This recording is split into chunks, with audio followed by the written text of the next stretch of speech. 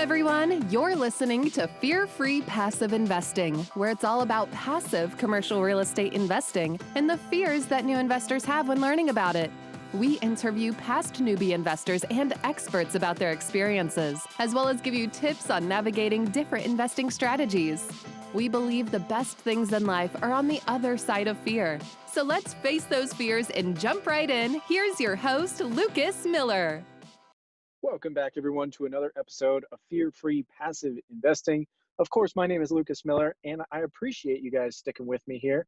I know it's been maybe a week or two since we've had a fresh episode, and we're really working through some things here at Fear-Free Passive Investing where we were having some folks edit our podcast, and it just wasn't turning out great, and we were having some problems with delays and getting shows out on time. So we have fixed that problem. We've mitigated that issue. And so hopefully we'll get back to a regular schedule now. So I'm excited for that. I'm sorry to have had so many weeks go by without an episode. But another thing is my wife and I have had our little baby girl. She was born on August 21st. And so that's been taking up a little bit of time too. So you can imagine why we might not have episodes out regularly. But today we have an awesome episode, and I'm really excited to bring on my really good friend. His name is Collin Placke, and he's actually an engineer, an entrepreneur, and a multifamily investor. He lives here in Denver with me, not with me, but he lives here in the city where I reside as well. And, after a decade of strenuous up and downs in the oil industry, the boom and bust oil industry. He's a petroleum engineer. Collin was finally able to get some stability and some peace of mind through investing in multifamily. So it's really exciting. And, after building a portfolio of about 1,000 units across the southeastern US, he discovered that he really wanted to help other oil and gas professionals escape, that boom and bust cycle that was plaguing him for so long. So Collin actually started the Rigs to Real Estate community, and it's on LinkedIn. He's got a podcast coming out soon, and it's really to help oil and gas professionals create passive income so they can stop worrying about oil prices and start building wealth through real estate. If you know anything about the oil and gas industry, it is definitely filled with ups and downs, and Collin has experienced a lot of that. So I'm excited to jump in and listen to his show. But first, just a reminder to everyone, we've had a lot of growth over the last couple months. So if you're new here, I am unabashedly open with my email address. So if you have any questions about passive investing or anything at all, it's down in the description, but it's also just fearfreepassive@gmail.com. You can just shoot me an email, and I'm always happy to discuss all things commercial real estate. So with that, let's jump in and start talking with Collin. All right, Collin, welcome to the show, man. Hey, how are you? Good. How are you, buddy? Doing well. Can't complain. Yeah, good. So thanks for being on the show, obviously. But for those who might not know you, why don't you give us a little bit of your background and why you're on the show today? Yeah, sure. So my name is Collin Placke. Grew up in Texas, lived in Colorado for the past 10 years. But kind of my story in real estate is my degree's in petroleum engineering. So I've been in the oil and gas industry for the past 10 years. And if you know anything about that, we live basically in an industry where there's a lot of volatility. It's a cyclical in nature, kind of boom and bust in nature. And I really turned to real estate to, find a smooth path through that volatility, something with predictable income, something with tax benefits. And, it all started when I got a invite to my own wedding sent to me with a note from my fiance at the time that said, "Hope you can make it." And, so it's a true story. It's kind of, a dark sense of humor on my wife's part. But the story behind that was, leading up to 2014, my career in oil and gas was great. It provided a great income for myself and my, soon-to-be family. We were living in Colorado. Just living a really smooth life. And all that started to unravel when OPEC made a landmark decision in about July of 2014. And it pretty much sent our industry into a tailspin. I mean, it was one of the worst downturns that I had experienced in my career. And, oil prices were approaching $26 by January of 2016. And I had been out of work for 3 months at that time. I got laid off from a previous company just because there was no way to make money with the production that they had. So they let me go in November. And I remember getting the call on a Thursday, and it was a company that I had interviewed with like 2 weeks before that. And like I said, oil's $26, which is very, very low if you have no reference point. Got the call on a Thursday. They said, we've got a job for you, but it's going to be in Midland, Texas. We can't provide any relocation assistance, but you've got a job if you want it. And I said, I'll see you Monday. So literally packed up my stuff, moved halfway across the country on 3 days notice, because that's just what you do in the oil industry. That's what you're taught to roll with the punches. You're taught to deal with the volatility and go to work where you need to go to work. And in my mindset at the time, I thought that, that was just the way it is. That's the way my career was going to have to be forever. So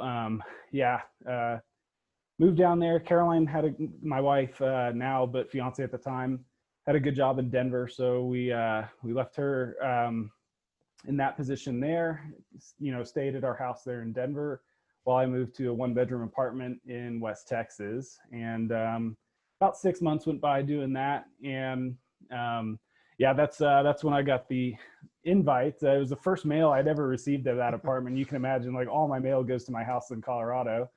And I opened this letter and I was like, okay, this looks fancy. And sure enough, I pull it out. And in her dark sense of humor, she sent me an invite to our own wedding with a note in there that said, "Hope you can make it." And, I thought it was hilarious at first. I had to get a great laugh out of it. And then like this paralyzing thought struck me after that. And it was like, I'm so dependent on my oil and gas income to provide for myself and my, soon to be family, that I literally moved halfway across the country on 3 days notice. And I knew, like, right then, like, it was a slap to the face. And I know she didn't mean to do it that way, but I thank her for it all the time. But, that really got me thinking, like, I need something, that provides stable income, that's not dependent on commodity prices, oil and gas prices, the stock market. Because that's another thing is during this whole time, when I was out of work from late 2015 into early 2016, I had plenty of money saved up in the stock market. Sure, they had gained value over time. But when my income dried up, I had to sell those assets, those investments, to keep the lights on, to pay bills. And as I sold them, it's kind of that double-edged sword. I got hit with capital gains taxes, and then those investments are gone. Once you pay that bill, or once you keep the lights on with that stock investment, those investments are no longer there, and you pay, heavy taxes on them. So I knew there had to be something better. And, typical, you have a breakthrough, and then you kind of are passionate about it. And then, time goes by. About 6 months later, I was offered a job back in Denver with that same company. So moved back to Denver, and, things were getting back to normal. And I kind of lost track of this, slap in the face. Kind of got lulled back into the swing of things. And I probably would have stayed that way had it not been for another kind of wake up call. And this one's pretty interesting. It started out with one of those, do you remember when like the Powerball or Mega Millions was approaching like $2 billion at one time? I remember that. Yeah. Yeah. So like me and some buddies were sitting around and, just talking about what outlandish things we would buy, what Ferrari or Lambo we would drive what day of the week. Yeah. And pretty much everyone sitting around was coming up with ridiculous stuff, except for one friend of mine. His name is Brian Elwood, still a good buddy today, but he was kind of quiet off in a corner, crunching numbers on his phone's calculator. And he spoke up, and when he finally spoke up, what he said hit me like a ton of bricks. He said, man, I was crunching the numbers, and with that $1 billion lump sum, I could buy 20,000 apartment units that would cash flow $7.5 million a month after expenses. And I could live the rest of my life on that cash flow. And, we're all sitting here like, like, dude, we were talking about what jets and yachts to buy. And, it really struck me that, like, can you imagine the power of an investment that you believe in so strongly that, like, even $1 billion hitting your bank account doesn't change the way you invest. In fact, you go further into the way you invest. And that's when it really struck me like, okay, I knew he was a real estate investor. I knew he had some rentals that he got in Tennessee that, covered his bills, let him live in a pretty nice part of Denver. He didn't spend a lot of time managing his properties. He hardly paid any taxes. I knew that. And so the more I talked to him, the more I was like, okay, cash flow in real estate has got to be the answer. And so I know that was an extremely long story, but that's really the two epiphanies I had to get into real estate investing. Yeah, a couple of things kind of struck me from your stories. One, everybody seems to be worried about losing their job, and especially right now with COVID and everything, everybody's worried about losing their job. Oil and gas professionals, that's like a constant worry. That's not just a COVID thing. That's like a regular occurrence for you guys, right? Yeah. So there's actually a saying. It's actually called the Oilmans Prayer, and it's Lord, grant me one more oil boom. I promise not to screw this one up. And it's pretty funny. Like, it's a really fitting quote through what we're going through today. But the really odd part is it's not from today. It wasn't coined in 2015 when I lost my job. It's not from 2008. It's actually like a bumper sticker from the 80s, which means it was around before then. Like, that's 5 decades, 2 entire generations of oil field that have been living by this prayer, and we do nothing about it, And so that was the ultimate impetus for me to make this change. So I didn't want to, live the bus anymore. Yeah, that's a good point too, because, typically oil and gas work, I mean, the draw to that line of work is generally that it's a little higher salary. Would that be fair? Correct. And so when you guys were calculating, what Lambos to buy, and he's over there sitting thinking about cash flow, that's really interesting to me, because anybody can be successful in real estate. You could start with no money, do a no money deal. You could get a house. There's strategies on that. We don't talk about that on this podcast, but it is possible. You could do a no money deal. But one of the things I always say is that it's so much easier to make money if you have money to start out with. Like, if you can start out with $100,000 or $50,000 or something, and really, you're going to have to work for it, you can grow that into a huge thing. If you start out with a higher salary, like oil and gas workers, and you start to diversify that into things that help you, and it's not just a one-time thing, you're going to be so much further ahead than everybody else. And so you take that higher salary, which is the benefit, you even out the peaks and the valleys, which is the uncertainty of it. And that's what you're here to talk about today, right? So you've kind of come from that world. You've experienced this passive income world, and now you're here to kind of like bridge that gap and lead other people to that world, right? Right.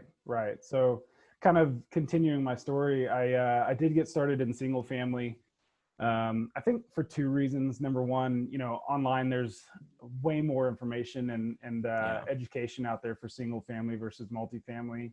Mm-hmm. The other thing was just kind of a comfort thing. I was comfortable with doing one house at a time. I was comfortable with these smaller deals. And, hindsight, after I've been doing this for a while, like, that should have been my first red flag, right? Like, nothing is going to work out that just because you're comfortable with it. I think most of the growth happens when you get outside of your comfort zone. Yeah. But yeah, I started in single family, did, the Burr method, kind of low or no money down. And it worked out really well. I mean, the numbers were a home run, but it took 2.5 months to do my first Burr. And, I was on the phone constantly with, title, property management, my contractor during the rehab, like 1,000 people calling me, and I'm fielding these calls, as best as possible, not during work hours, but, I can't control if somebody calls me and I got to answer it and take care of it. Mm-hmm. And so that's really like the second kind of epiphany I had was, single family wasn't going to scale to meet the goals that I had on the timeline that I had. I started out, I was like, okay, I want to replace my oil and gas income in 10 years with real estate. And that seemed like a reasonable target until things just kept getting worse and worse and worse in our industry. So I changed that target to 5 years. And then I was like, man, I don't know if I can repeat this process with single family 60 times to replace my income before getting fired. Yeah. And, that would be the ultimate irony is I lose my job, my stable income, trying to create passive income on the side. Yeah. Obviously that doesn't make sense. So that's how I found multifamily, and the rest has kind of been multifamily ever since. Yeah. And I think a lot of, and like you were saying before we started recording, a lot of what you're talking about is not just for oil and gas professionals, but that's your background. So that's why you believe that. But every single busy professional has that exact same epiphany. Like, money is not the issue for people like that. It's time. And if you had the time to go out and buy 60 single family houses, you probably wouldn't be making really good money in your other job because people are paying you for your time. And if you can't deliver that time, then you're not worth that much. So it's interesting that a lot of people just kind of get frustrated with that and kind of just drop it like you did. You got lulled back into that safety of, now we're back at a peak and we're doing okay.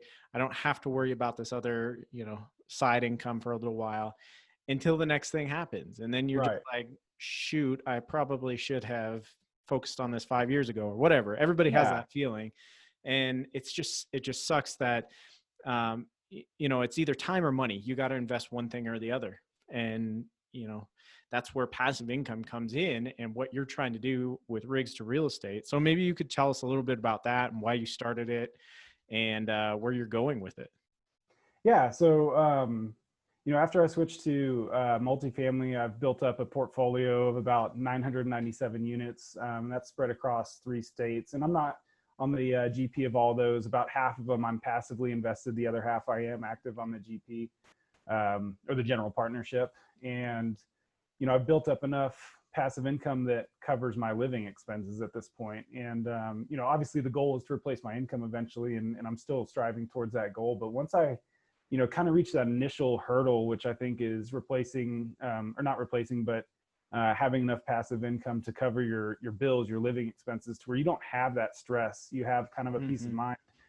I decided that just doing that for myself isn't enough. I have friends, family, colleagues that are all experiencing this volatility, and it's really painful to watch. Because they have no safety net, they have no passive income. And so that's why I started a group on LinkedIn and Facebook called Rigs to Real Estate, where I coach other oil and gas professionals how to generate and create this passive income through real estate that can smooth out the ups and downs of the industry. And, really without having to take a distraction or any time away from their job or, having to learn it from scratch, basically, and learn those tough lessons along the way. They can do it passively by investing in multifamily and accomplish the same goals. And, what you were saying, it's money or time, right? I think it's actually, there's 3 things that you can have to get started. There's money, capital up front, there's education, and then there's time. And I lump time and ability or hustle, in the same category. So time or hustle. And what I noticed, a lot of my colleagues, friends, family, it's pretty easy to come up to the conclusion that real estate investing is the best way to amass wealth. I mean, you look at America's wealthiest families are a prime example. They all invest in real estate.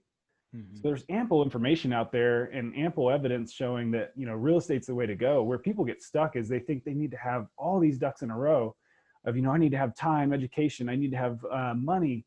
And in reality, you really only need 2 out of those 3, right? So if you have capital and you have an education, you can invest passively. Obviously we're not going to let anyone invest passively with us that doesn't know how our business works. You got to have a little bit of education. But if you have no money, but you have an education and you have a lot of time and can hustle, you can build a great portfolio and a great cash flow, passive income portfolio off of that, So I think people get in their head, they have to have all these ducks in a row. And the important part is just getting started. There's an analogy out there of a torpedo. When you launch a torpedo, it has a target, but it doesn't have every step and every direction change that it has to make to reach that target when you fire it. It learns by failing. So, it goes in a straight line, and then it realizes, hey, I'm not on target anymore. It adjusts and realizes it's back on target, and it continues doing that until it hits the target. And the important part is that it's moving forward and it's making adjustments. And the problem is people get stuck in this, analysis by paralysis. I got to have this, and this lined up to get started. And it's like, no. You just need to get started, get moving in the right direction, and you can adjust your path accordingly. Yeah. You think about how many people or how much time people are actually putting into choosing their, allocation, whatever you want to call it, your risk profile for your 401k or your company matched 401k. How much time do you think those people are actually choosing that? Maybe an hour every year, I would guess, to readjust that. That's about what you have to do for a real estate investment that can give you so much more than that. I mean, if you have the basic foundation, the basic knowledge of how to vet a deal, how to vet a sponsor, that's all it takes. Mm-hmm. And that's crazy. Yeah, 100%. I mean, that's kind of what I primarily coach is, the risk associated with passive investments in multifamily. A lot of it boils down to the human element. Typically when an investment doesn't perform up to, the pro forma or underperforms, or, you lose money, a lot of the time that's because of either inexperience with the sponsor's team or, criminal activity, heaven forbid, with the sponsor team. And so if you can get rid of that risk from the human element, which, is just doing your due diligence, making sure your sponsor has a good track record, a good moral compass, and also experience with the business plan that they're proposing, you get rid of a lot of that risk, Yeah, definitely. And we talk about it all the time, how to, basically take what is considered to be super complicated and overwhelming to some people and try and synthesize that down to something that is very easy to do for busy professionals, because I think that's both of our audience here. And what the most common thing I can think of is like people just don't have time to do it. So how are you cutting down that learning curve for them? How are you making things easy? Take us through like something. If I'm a busy professional and I come into Rigs to Real Estate on LinkedIn, I just come across it. What should be some of the first few things that I should learn from you? The big thing is we're going to want to talk about your situation. What kind of capital do you have allocated towards, real estate investing? What education do you have? What have you looked in the past? Do you have experience in real estate? If not, have you thought about it? And really it boils down to like, what are your cash flow goals? And if it's to replace your income, I think anything above, like if your goal is 10,000 a month or more for passive income, you need to be looking directly at multifamily. And I know it doesn't fit everyone. I'm not naive enough to think that this is, a one size fits all. So a lot of people come to me and they're in that category of like, hey, I don't have a lot of capital saved up. Maybe they're 2 years out of college. But they do have, some time on the weekends. They don't have a family yet, or if they do, they, have some time to set aside, and I can work with them getting started on single family that way, But the big thing is if you have, cash flow goals that are in excess of, $5,000-$10,000 a month, the scalability of multifamily is where you need to be. And if you don't have the time to go out there and learn, or you don't want to experience some of these tough lessons that a lot of the people that we invest with who have decades of experience have learned along the way, it makes sense if you're a busy professional to just focus on what you're doing right now. That's your main income source. Do that better, 2x your income, 3x your income, and you can still have access to all the benefits of real estate, the passive income, the stability, the tax benefits by investing passively with professionals in institutional quality investments. And after that, your time and effort is essentially zero after you vet your team, but you still get all those benefits and the great returns of real estate. Yeah, I think that's brilliant advice. If you're making good money, there's no reason why you need to stop and change course. Like it just makes no sense to me. And it's frustrating because we see this all the time. I see a bunch of people always changing their career paths, and it just makes no sense to me. Like if you're making good money, someone's paying you for your time, they value what you're doing, you might as well just leverage that, try and make more money, and just passively invest. Like there's no reason why you have to run the active investing on your own. Like you were saying, if you're younger and you want to hustle and constantly work on building that, good, more power to you. Mm-hmm. But if you're, a mid-career professional and you have a family and you don't want to devote every waking minute you have to building this, just invest passively. It's way easier and you're going to get really good returns anyway. Yeah. And really all I can offer is the route that I took. I did the single family thing. I saw what it would take to do one of those. And it is a time drain. And really I had to step back and say, like, is this right for me? And the answer was no. I mean, I probably would have either lost my job or, underperformed there just to get, a rental that does $300 a month, and I have to do that 60 times. So it really doesn't make sense if your goals are at a certain point. You really need to focus on what you do best to earn money, and let professionals handle your investments. That's the beauty of it is, when you invest passively, you take a lot of that risk out because you're investing hopefully with people that, have a track record and a couple decades of experience that have learned those lessons for you. I think that's the important part. Yeah. And of course, that's the whole key is finding the right people to invest. And I know if people will find your page and they talk to you, they're going to be able to do that. So that's, of benefit to them to be in touch with you. But as we wrap up the show, what advice would you give to someone who's maybe interested in passive investing, but they're just scared to take that first leap? They're fearful of what it could mean. Yeah.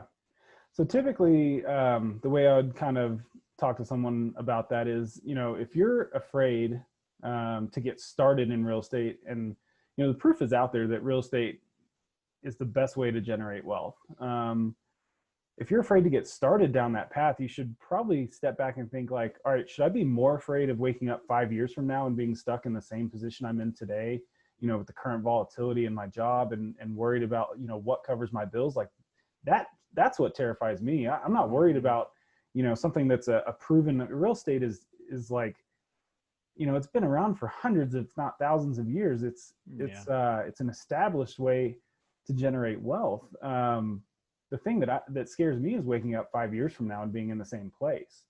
So that's what I kind of challenge people with is, if you're afraid to get started, think of the fear of waking up 5 years from now and being stuck in the same place, and which fear is greater. Yeah. Wow. That's profound. I like that.